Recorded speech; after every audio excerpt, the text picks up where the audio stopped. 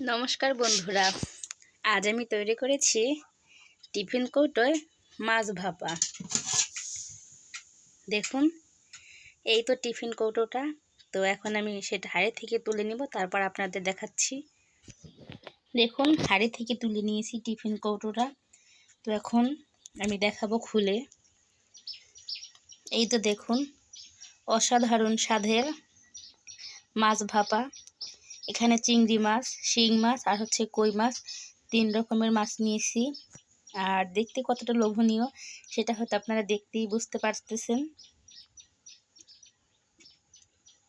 তো এখন আমি বাটি থেকে এটা ঢালে নেব। দেখুন, এই পাত্রে ঢেলে নেওয়ার পর আরও কত সুন্দর লাগছে।